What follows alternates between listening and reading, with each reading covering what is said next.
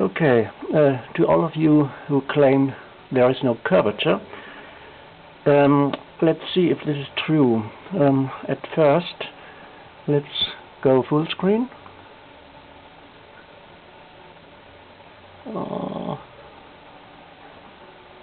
Takes a moment, as it seems.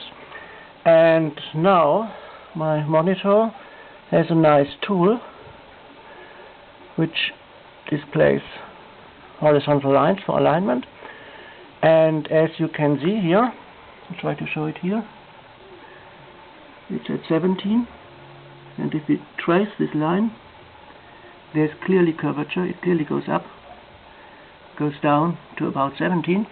If it's not clear to see, I can do it a little bit differently by choosing the alignment grid, which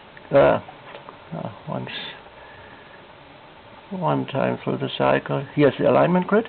This can also be positioned, and I can move it down here. And as you can see very clearly, we trace this from left to right. You can see it goes down, goes down, goes down below the alignment.